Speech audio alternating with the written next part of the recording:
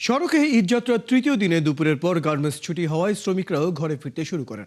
এতে 12 কিলোমিটার দীর্ঘ যানজট দেখা দেয় আশুলিয়া ও গাজীপুরে। এদিকে নারায়ণগঞ্জের সোনারগাঁওয়ে বেতন বোনাস না দেওয়ায় সড়ক অবরোধ করেছেন শ্রমিকরা। এ সময় দীর্ঘ যানজট সৃষ্টি হয় সোনারগাঁয়ে। এছাড়া দেশের বেশিরভাগ মহাসড়কে ঈদযাত্রা নিরাপদ ছিল। সহকর্মীদের তথ্য ও ছবিতে প্রতিবেদন।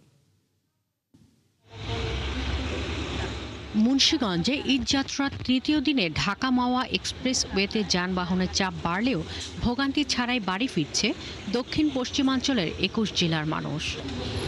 মাওয়া ট্রাফিক ইন্সপেক্টর জিয়াউল হায়দার জানান, সকালে কিছুটা চাপ থাকলেও 8টি কাউন্টারে টোল আদায় শুরু করায় পরিস্থিতি দ্রুত স্বাভাবিক হয়েছে। খুব এক্সাইটেড, বাড়ি যাব, সবাই আমাদের জন্য অপেক্ষা করতেছে এবং রাস্তাঘাট খুব পরিবেশটা খুব সুন্দর। রাস্তায় কোনো জ্যামজট নাই, খুব শান্তিভাবে যাচ্ছি আর ভালোভাবেই যাচ্ছি ইনশাল্লাহ। টাঙ্গাইলে ঈদযাত্রার চতুর্থ দিনে যমুনা সেতুর ওপর উত্তরবঙ্গগামী লেনে যাত্রীবাহী বাস মাইক্রোবাসের ধাক্কায় সকাল 8:30 পর্যন্ত যানবাহন চলাচল বন্ধ ছিল। এতে টাঙ্গাইলের রাবণা বাইপাস এলাকা থেকে যমুনা সেতুর পূর্ব পার পর্যন্ত 20 কিলোমিটার মহাসড়কে পরিবহন চলাচল করে থেমে থেমে।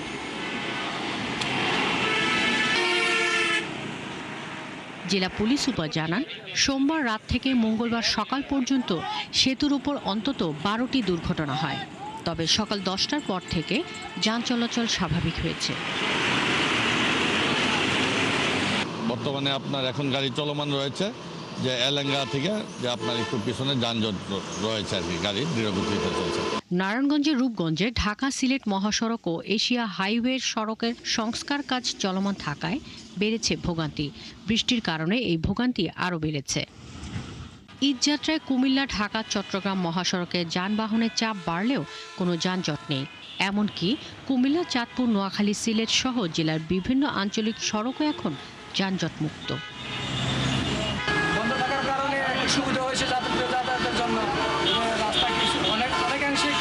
মঙ্গলবার সকাল থেকে বৃষ্টির কারণে যমুনা সেতুর পশ্চিম পাড় থেকে সিরাজগঞ্জের হাটিকুমরুল ইন্টারচেঞ্জ পর্যন্ত যানবাহনের দীর্ঘ সারি দেখা যায়। বিভিন্ন অংশে যানবাহন চলাচল করছে ধীর গতিতে। মানিকগঞ্জের পাটুরিয়া ঘাটে যাত্রী ও যানবাহনের চাপ বেড়েছে, তবে ফেরি পারাপারে কোনো দুর্ভোগ নেই। সুস্থভাবে যাইতেছি বাড়িতে ইনশাল্লাহ। রাস্তাঘাটও ভালো দেখলাম, ক্লিয়ার আছে, রাস্তাঘাট ক্লিয়ার এবং আসতেও কোনো অসুবিধা নেই, রাস্তা ফাঁকা একদম। ঘাট কর্তৃপক্ষ জানায়, ঈদ যাত্রা নির্বিঘ্ন করতে পাটুরিয়া দৌলুদিয়া নৌ রুটে 17টি ফেরি দিয়ে পারাপার করা হচ্ছে। শাকিলা শম্পা, 71। দর্শক, শিল্প এলাকার গার্মেন্টস ছুটি হওয়ায় আশুলিয়া থেকে চন্দ্রা পর্যন্ত দীর্ঘ 12 কিলোমিটার এলাকায় যানজট দেখা দিয়েছে। সেই খবর জানাতে আশুলিয়া থেকে যুক্ত হচ্ছেন সহকর্মী জাহিদুল ইসলাম অনিক। অনেক মহাসড়কের এই মুহূর্তে কি অবস্থা এবং যানজটের চাপ এর আগের সংবাদ সংযোগে বলেছিলেন, সময়ের সাথে সাথে আপনি বাড়তে দেখছিলেন, এখন কি পরিস্থিতি দেখছেন সেখানে?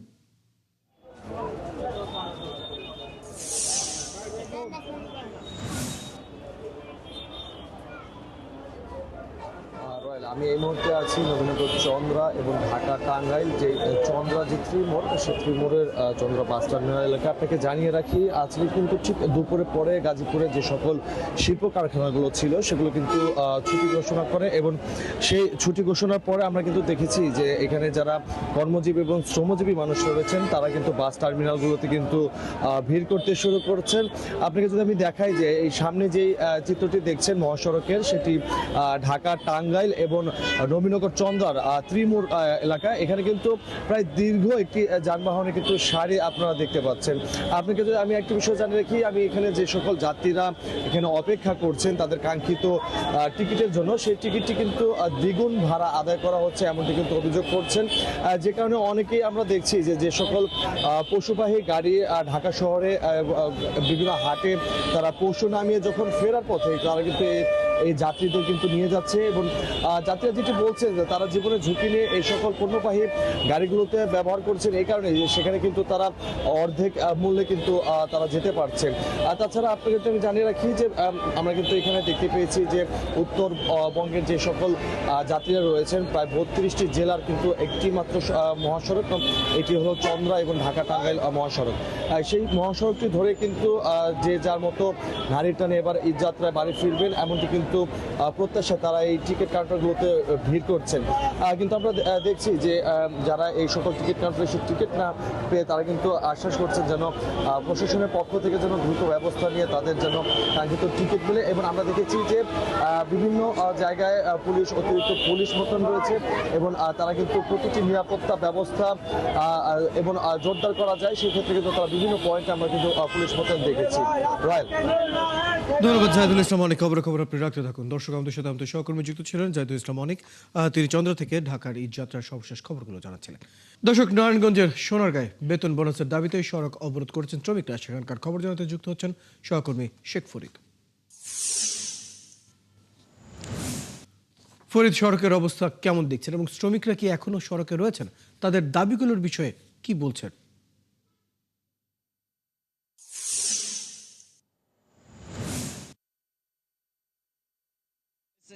ফয়সাল, ঢাকা চট্টগ্রাম মহাসড়কের সোনারগাঁয়ের টিপুরদি এলাকায় আজ দুপুর 1টা থেকেই চৈতি গার্মেন্টসের শ্রমিকরা বেতন বোনাসের দাবিতে মহাসড়ক অবরোধ করেছে। এতে মহাসড়কের প্রায় 30 কিলোমিটার এলাকা যানজটের সৃষ্টি হয়েছে। এতে দুর্ভোগে পড়েছেন ঈদে গড়মুখ মানুষরা। পরে খবর পেয়ে হাইওয়ে পুলিশ, সোনারগাঁ থানা পুলিশ ঘটনাস্থলে এসে পরিস্থিতি নিয়ন্ত্রণে আনার চেষ্টা করে। বিষয়টি স্থানীয় সংসদ সদস্যের লোকজন পাঠিয়ে পরে পরিস্থিতি নিয়ন্ত্রণে আনার চেষ্টা করেন এবং পরে অতিরিক্ত পুলিশ এসে শ্রমিকদের লাঠি চার্জ করে সড়ক থেকে সরিয়ে দেয়। বেলা 3:30টার দিকে মহাসড়ক কিছুটা স্বাভাবিক হয়। আমার সঙ্গে রয়েছেন নারায়ণগঞ্জের অতিরিক্ত পুলিশ সুপার অপরাধে তারেক আল মেহেদি। আমরা একটু তার কাছে জানবো যে এই মহাসড়কের বর্তমান অবস্থা কি। ধন্যবাদ। মহাসড়কের বর্তমান অবস্থা অনেক ভালো। আপনারা জানেন যে আজকে আনুমানিক দুপুর 1:30টার দিকে চৈতি গার্মেন্টস শ্রমিকরা তাদের অর্জিত ছুটি এবং চলতি মাসের ফুল বেতনের দাবি নিয়ে তারা রাস্তাটা অবরোধ করে ঢাকা চিটাগং আউটগেটটা অবরোধ করে রাখে। এই সংবাদ প্রাপ্তির পরপরই আমাদের সোনারগাঁ থানা পুলিশ প্রথমে আসে, তাদের সাথে আলোচনা করে, কিন্তু তারা আমাদের সাথে আলোচনা বসে রাজি না হওয়ার কারণে আমরা অতিরিক্ত পুলিশ সেখানে মোতায়েন করি। আমাদের পুলিশ সুপারের নেতৃত্বে আমাদের জেলার পুলিশ লাইন থেকে অতিরিক্ত পুলিশ নিয়ে আসা হয়। এছাড়া ইন্ডাস্ট্রিয়াল পুলিশ তারা পুলিশ আসে, আমরা এখানে বিজিবির একটা পার্টি আসে। তারপর আমরা তাদেরকে বারবার বোঝানোর চেষ্টা করি। এছাড়া এখানে সোনারগাঁ থানা উপজেলা নির্বাহী কর্মকর্তা নিজে এখানে উপস্থিত হয়েছিলেন। তিনি তাদেরকে বিভিন্নভাবে আশ্বস্ত করার চেষ্টা করেছেন, কিন্তু কোনোভাবেই তারা আশ্বস্ত না হওয়ার পরে উত্তেজিত হয়ে যায়। এক পর্যায়ে আমাদের ইন্ডাস্ট্রিয়াল পুলিশের পক্ষ থেকে আমরা টিয়ারশেল নিক্ষেপ করি, আমাদের জেলা পুলিশের থেকেও আমরা 1 রাউন্ড টিয়ারশেল নিক্ষেপ করি। পরে তাদেরকে আমরা ডিসপাস করতে সক্ষম হই। আনুমানিক 35 থেকে 40 মিনিট এই হাইওয়েটা বন্ধ ছিল। এখন রাস্তাটা সচল আছে, আপনারা দেখতেছেন। আশা করি আর কোনো সমস্যা হবে না। ঈদযাত্রা মানুষ, ঘরমুখী মানুষ নির্বিঘ্নে বাড়ি যেতে পারবে। ফয়সাল, আপনি শুনছিলেন যে মহাসড়কের অতিরিক্ত পুলিশ সুপারের কাছে মহাসড়কের হাইওয়ের অবস্থা এখন মোটামুটি আগের চেয়ে স্বাভাবিক হয়েছে। আমার সঙ্গে রয়েছেন সংসদ সদস্যের বিশেষ সহকারী, তার কাছে কিভাবে আপনারা এই মহাসড়কের আমরা যখন জানতে পারি মাননীয় এমপি সাহেব তাৎক্ষণিক আজহার ইসলাম মান্নান সাহেব নারায়ণগঞ্জ 3, উনি তাৎক্ষণিক নেতাকর্মীদের এবং ডিসি মহোদয়, এসপি মহোদয়, তারপরে ইউনো মহোদয়ের সাথে এমপি সাহেব কথা বলছেন এবং আমাদেরকে সাথে নেতাকর্মীরা থেকে পুলিশের সাথে এবং কর্মীদের থেকে এবং শ্রমিকদেরকে আমরা বোঝানোর চেষ্টা করে মাননীয় এমপি সাহেব আশ্বাস দিয়েছেন যে মালিক পক্ষের সাথে বসে তারা শ্রমিক তাদের ন্যায্য যে দাবিটা দ্রুত যাতে তাদেরকে দিয়ে দেওয়া হয়, যাতে অদূর ভবিষ্যতে এই চৈতি গ্রুপের সামনে যাতে আর এমন ঘটনা মাননীয় এমপি সাহেব সবার সাথে ঊর্ধ্বতন কর্তৃপক্ষের মাননীয় সাহেব কথা বলছেন। ধন্যবাদ। হ্যাঁ রয়েল, আপনি শুনছিলেন যে মহাসড়ক আগের চেয়ে কিছুটা স্বাভাবিক হয়েছে এবং শ্রমিকরা চান তাদের ন্যায্য অধিকার তাদের ফিরিয়ে দেওয়া হোক। শেখ ফরিদ, আপনি আছেন সেখানে, খবর রাখতে থাকুন। দর্শক, আমাদের সাথে আমাদের সহকর্মী শেখ ফরিদ যুক্ত ছিলেন নারায়ণগঞ্জ থেকে, জানাচ্ছিলেন সেখানে বেতন বোনাসের দাবিতে সড়ক অবরোধ করেছেন শ্রমিকরা এবং সে বিষয়ে সর্বশেষ খবর আমরা জানছিলাম তার কাছ থেকে। সুনামগঞ্জের হাওরে এবারের ফসল ডুবির প্রভাব পড়েছে কোরবানির হাটে। ব্যবসায়ীরা জানান যেসব মধ্যবিত্ত পরিবার কৃষি নির্ভর, এবার তাদের কোরবানি দিতে গিয়ে নাভিশ্বাস উঠছে। পশুর দাম বেড়ে যাওয়ায় হাটে এসে ফিরে যাচ্ছেন অনেক ক্রেতা। অন্যদিকে খামারি ও ব্যাপারীদের দাবি, গোখাদ্য, শ্রমিকের মজুরি, পরিবহন খরচ বেড়ে যাওয়ায় পশুর দাম বেড়েছে। শহীদ নূর আহমেদের তথ্য ছবিতে প্রতিবেদন। ঈদের বাকি আর একদিন, অথচ সুনামগঞ্জের কোরবানির হাটে বেচাকেনা এখনো জমেনি। হাটে পশুর সংখ্যাও কম। বিক্রেতারা বলছেন এবার হাওরে ফসল ডুবির প্রভাব পড়েছে হাটে। অনেকে দরদাম করেই ফিরে যাচ্ছেন অন্য হাটে। সুনামগঞ্জ তো কৃষি নির্ভরশীল দেশ, যার কারণে ফসল নেওয়ার কারণে এই গরুর দামটা একটু বেশি, যার কেনার আমাদের পক্ষে অসাধ্য হয়ে দাঁড়িয়ে গেছে আমাদের কৃষকদের পক্ষে। অকাল বন্যায় ফসল তলিয়ে যাওয়ায় মধ্যবিত্ত যারা আছে তারা আসলে গরু কিনতে পারছে না, গরুর দাম খুব বেশি। ক্রেতারা জানান ছোট ও মাঝারি আকারের গরুর দাম বেশি। গত বছর যে গরু হাট থেকে 70,000 টাকায় বিক্রি হয়েছে, এই বছর বেড়ে হয়েছে 90 থেকে 1 লাখ টাকা। দেখবেন 70,000 80,000 টাকার ভিতরে কোনো গরুই নাই, সব গরু 1 লাখ টাকার উপরে। গরু যারা লালিত করেছে যে 70 থেকে 80,000 টাকা ওরা বিক্রি করতে পারতেছে না। তবে খামারি ও ব্যাপারীদের বক্তব্য ভিন্ন। তাদের দাবি খাবার, শ্রমিকের মজুরি, বিদ্যুৎ বিল ও পরিবহন খরচ বেশি হওয়ায় পশুর দামও বেড়েছে। আমরা আটা খাই 50 টাকা কেজি, কিন্তু আটার দিকে যে উৎকৃষ্ট অংশটা বার হয় এটা কিনে 60 টাকা কেজি। এটার কারণ কিনা? আমরা খাবারের খুব বিপদ আছি, আমরা দাম বাড়াই খরচ গেছে অনেক বেশি, এলাকা আমার দাম অত্যন্ত খরচ বেশি হয়েছে। জেলা প্রাণী সম্পদ কর্মকর্তা জানিয়েছেন এবার 53,000 পশু কোরবানির জন্য প্রস্তুত হয়েছে। এবছরের চাহিদা হলো 50,494টি, তাতে আমাদের 3,000 পশু এখন আমাদের উদ্বৃত্ত আছে। পশুর হাটে আইন শৃঙ্খলা স্বাভাবিক রাখার পাশাপাশি জাল নোট প্রতিরোধ, চুরি বন্ধে কাজ করছে পুলিশ। আমরা সবাই একসাথে ঈদ করব, আপনাদের নিরাপত্তার জন্য কিন্তু আমরা কেউ ছুটি নিই নাই, অর্থাৎ ছুটির সময় আপনাদের নিরাপত্তা দেব। সুনামগঞ্জের 12 উপজেলায় স্থায়ী পশুর হাট রয়েছে 26টি। তাছাড়া ঈদ সামনে রেখে বসেছে আরও 34টি অস্থায়ী হাট। বনশ্রী হালদার, 71। নাটোর জুড়ে জমে উঠেছে কোরবানির পশুর হাট। জেলার বিভিন্ন স্থায়ী ও অস্থায়ী হাটে গরু ছাগল কেনাবেচে ব্যস্ত ক্রেতা, বিক্রেতা ও খামারিরা। তবে পশুর দাম তুলনামূলক বেশি বলছেন ক্রেতারা। বুলবুল আহমেদের প্রতিবেদন, ছবি তুলেছেন নাসিম আলী। ঈদুল আজহা উপলক্ষে নাটোর জেলায় এবার 12টি স্থায়ী এবং 14টি অস্থায়ী কোরবানি পশুর হাট বসেছে। জেলার বিভিন্ন উপজেলার হাটগুলোতে ইতোমধ্যেই শুরু হয়েছে ব্যাপক পশু কেনাবেচা। ক্রেতারা জানান বেশিরভাগ মানুষ 1 লাখ থেকে 1.5 লাখ টাকার মধ্যে গরু কেনার পরিকল্পনা করছেন। দামটা মোটামুটি অনেকটা ধরে রাখছে আর কি, তো আমার মনে হয় বেলা আর একটু গড়াইলে দামটা একটু কম হবে। আমাদের হাটে 80 থেকে শুরু করে 2 লক্ষ 2.5 লক্ষ টাকা দামের গরু উঠে। গরুর বাজার মোটামুটি ঠিকই আছে, নিয়ন্ত্রণের মধ্যে আছে। অন্যদিকে বিক্রেতাদের অভিযোগ, ক্রেতারা আশানুরূপ দাম বলছেন না। আবার ব্যাপারীদের সাথে দামের পার্থক্য অনেক বেশি হয় কাঙ্ক্ষিত লাভ পাওয়া নিয়ে শঙ্কায় রয়েছেন তারা। আমার প্রত্যাশা আছে মোটামুটিভাবে আমি 4-এর মতো আশা করি, দেখা যাক এখন দাম কেমন হয় আর কি। 320 চাচ্ছি গরুর দাম, 8 মণ হবে, 8 মণ পার হবে। এদিকে কোরবানি পশুর হাটগুলোতে নিরাপত্তা জোরদার করেছে আইন শৃঙ্খলা বাহিনী। প্রতিটি হাটেই পুলিশ ও অন্যান্য নিরাপত্তা বাহিনীর সদস্যদের তৎপরতা দেখা গেছে। এদিকে হাটের সার্বিক নিরাপত্তা নিশ্চিত করতে হাট কমিটির পক্ষ থেকে স্বেচ্ছাসেবক নিয়োগ করা হয়েছে। বুলবুল আহমেদ, 71, নাটোর। দেশি গরুতেই জমে উঠেছে কোরবানির পশুর হাটগুলো। তবে যশোর, নীলফামারী, নারায়ণগঞ্জের রূপগঞ্জ ও গোপালগঞ্জের কাশিয়ানীর হাটগুলোতে কোরবানির পশুর দাম দিয়ে সন্তুষ্ট নন ক্রেতা, বিক্রেতা কেউই। ক্রেতার অভিযোগ দাম বেশি, আর বিক্রেতারা বলছেন পশুপালনের খরচ বেড়েছে, কিন্তু সেই অনুযায়ী দাম বলছেন না ক্রেতারা। সহকর্মীদের পাঠানো তথ্য ও ছবিতে প্রতিবেদন। গরুর 8টি বড় হাট বসেছে। এছাড়া বিভিন্ন এলাকায় ছোট আরও 23টি অস্থায়ী হাটে গরু ছাগল বেচা কেনা হচ্ছে। শেষ মুহূর্তেও এসব হাটে কোনো ভারতীয় গরু না আসায় দেশি গরুতেই হাটগুলো জমে উঠেছে। তবে ব্যবসায়ী ও খামার মালিকদের অভিযোগ, এবছর গরু পালনে খরচ বেড়েছে, অথচ দাম কম বলছেন ক্রেতারা। আর ক্রেতাদের দাবি, হাটে গরুর সরবরাহ বেশি হলেও দাম বেশি চাইছেন বিক্রেতা। এখন খাদ্যের দাম বেশি, বিচুলির দাম বেশি, রোজের দাম বেশি। গরু আনেছি অন্তত 1.5 লাখ টাকা লস হবে গরুতে এবছর। বাজারে প্রচুর পরিমাণ গরু আছে, কিন্তু দাম চায় একটু বেশি। এদিকে হাটগুলোতে নির্বিঘ্নে কেনাকাটা করতে জাল টাকা শনাক্ত মেশিন ও পরিবহন নিরাপত্তায় প্রয়োজনীয় ব্যবস্থা নিয়েছে পুলিশ প্রশাসন। সার্বিকভাবে এই গরু বিক্রি থেকে শুরু করে একজন বিক্রেতা বাসায় যাওয়া পর্যন্ত তার সেফটি সিকিউরিটির দায়িত্বে আমরা সচেষ্ট। নারায়ণগঞ্জের রূপগঞ্জের বিভিন্ন স্থানে বসেছে 12টি পশুর হাট। এসব হাটে এলাকাসহ রাজশাহী, কুষ্টিয়া, চুয়াডাঙ্গা, ঝিনাইদহ, পাবনা, সিরাজগঞ্জ থেকে খামারি ও গরু ব্যবসায়ীরা দেশি গরু নিয়ে এসেছেন। তবে হাটে গরুর দাম অন্যান্য বছরের তুলনায় কিছুটা বেশি দাবি বিক্রেতার দাবি এর চেয়ে কম দামে গরু বিক্রি সম্ভব নয়। এত গরু মানে আসলে সব করা যাচ্ছে না, কোনটা দিয়ে কোনটা নেব। গরু ছাড়তেছে না পাইকাররা, অনেক দাম।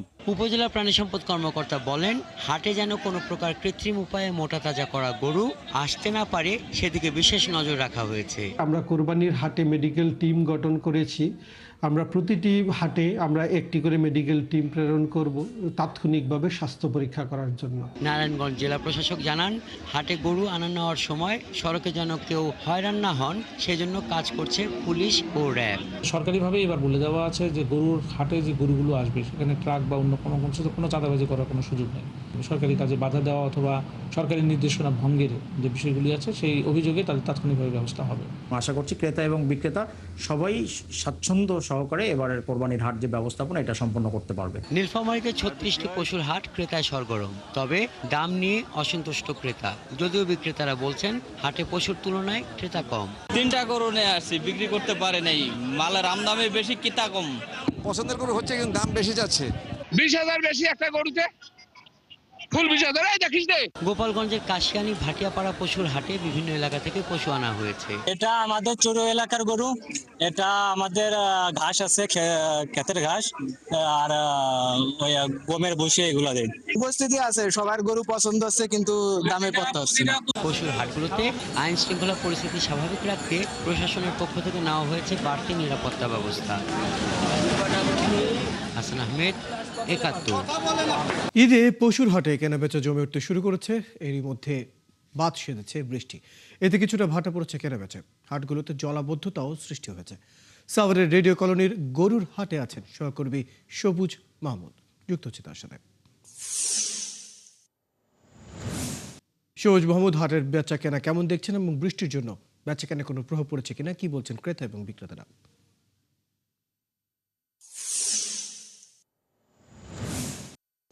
রয়্যাল, আমি রেডিও কলোনির যে হাট, সে হাট থেকে এখন আমি হেমায়তপুরের হাটটাতে এসেছি এবং এখানে বৃষ্টিতে কিন্তু হাটের যেই মাঠ আছে সেই মাঠে পানি উঠে যাওয়ায় একটা শেডে নিয়ে যাওয়া হয়েছে গরুগুলোকে এবং এখানে বৃষ্টিতে যেন গরুগুলো না ভেজে সেখানে পর্যাপ্ত ব্যবস্থা রাখা হয়েছে।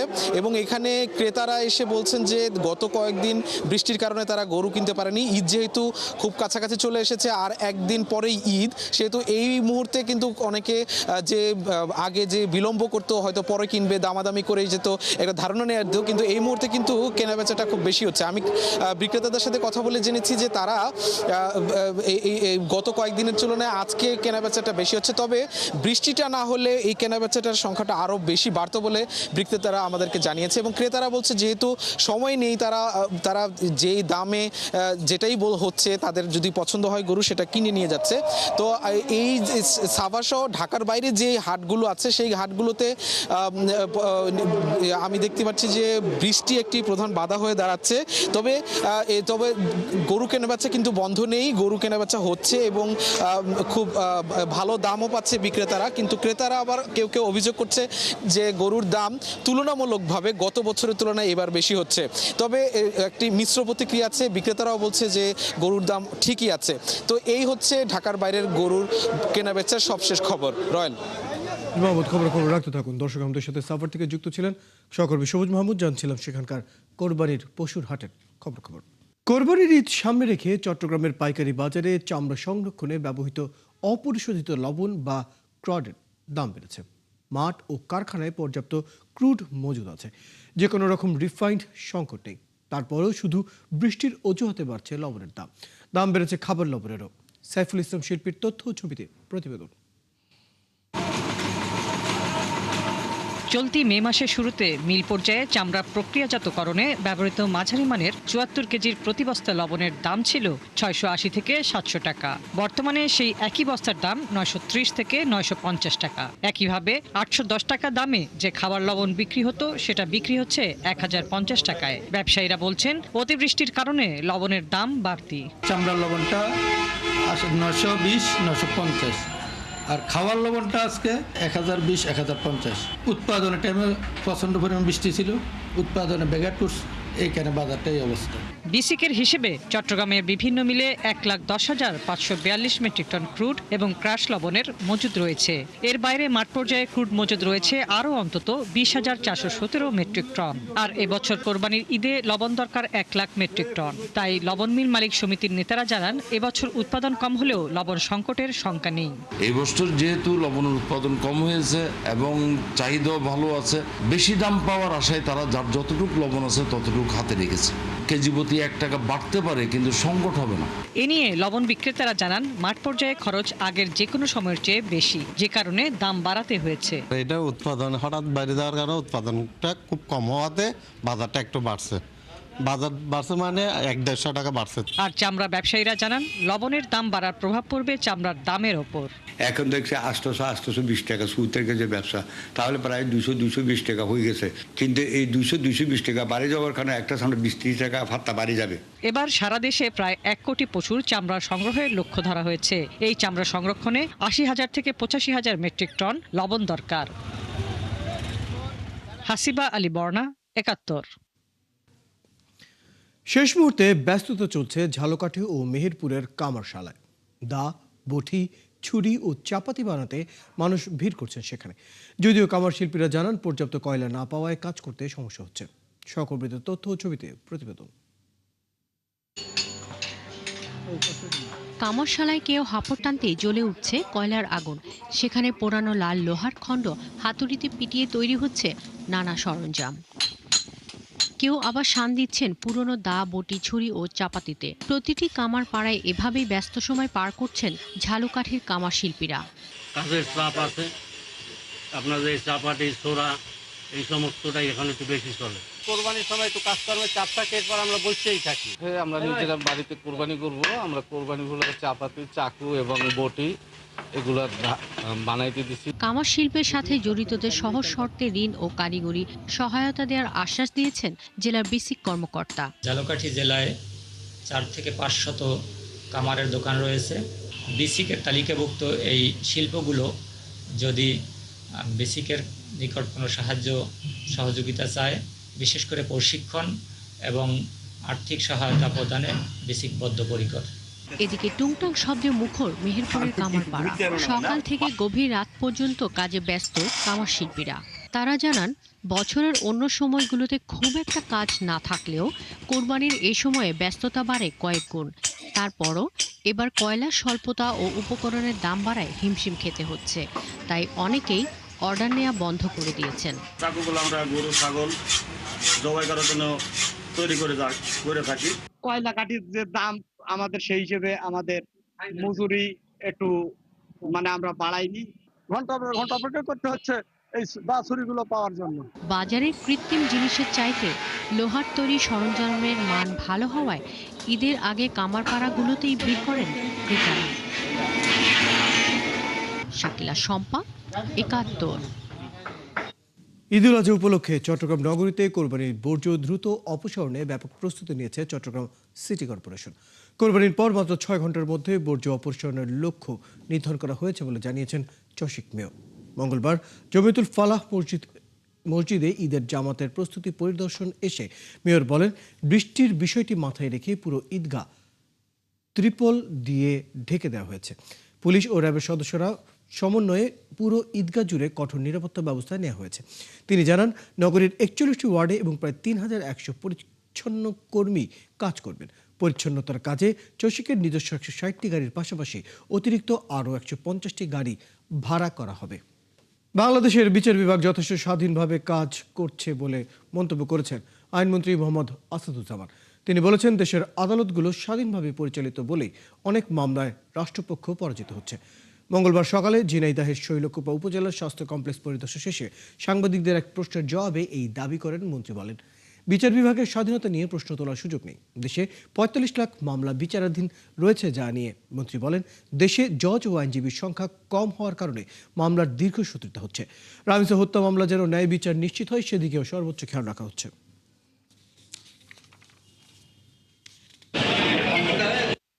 বাংলাদেশের বিচার বিভাগ যতটা স্বাধীন এত স্বাধীনতা অন্য কোনো জায়গায় খুব কম উপভোগ করে।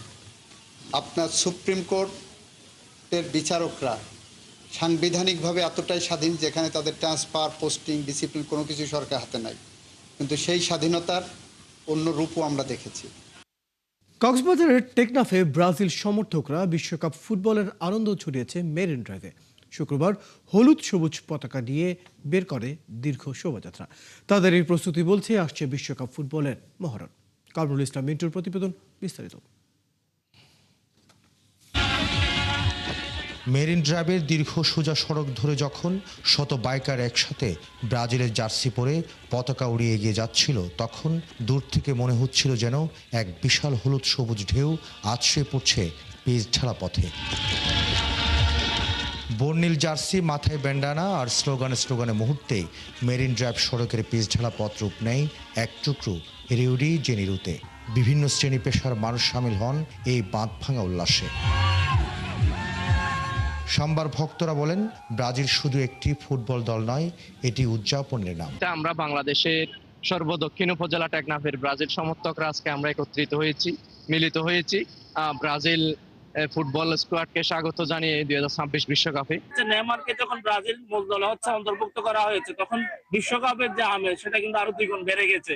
তো আমরাও আশাবাদী হচ্ছে নেইমারের হাত ধরে, এটা যেহেতু তার শেষ বিশ্বকাপ, সেই নেইমারের হাত ধরে হচ্ছে আমরা আমাদের যে সে কাঙ্ক্ষিত হেক্সা মিশন সেটা ফুলফিল করতে পারবো বলে আশা করি। আরো বললেন, ব্রাজিলের এবার হেক্সা মিশন, তাদের আশা 6 বারের মতো বিশ্বকাপ জয় করবে ব্রাজিল। হেক্সা মিশন যেন সফল হয়, সেই জন্য সারা বাংলাদেশের যতগুলো ফুটবল সমর্থক রয়েছে তাদের সাথে আমরা ব্রাজিলের খেলা উপভোগ করে হেক্সা মিশনের সাক্ষী হতে চাই। যারা আমাদের ছোট ভাইয়েরা রয়েছে, যারা খেলার প্রতি ইন্সপায়ার হওয়ার জন্য, মাদের ছেড়ে খেলার প্রতি ইন্সপায়ার হওয়ার জন্য এই আয়োজন আমাদের।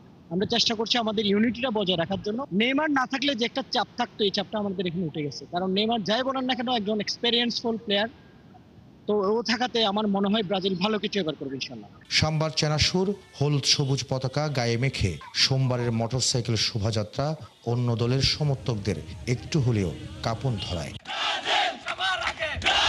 কামরুল ইসলাম মিন্টু, 71, কক্সবাজার। দর্শক, চলছে দেশজোগ সরাসরি সাংবাদিক অনুষ্ঠান দেখতে চোখ রাখুন 71-এর ফেসবুক পেজে এবং সাবস্ক্রাইব করুন 71-এর ইউটিউব চ্যানেল। 71 স্বাগত।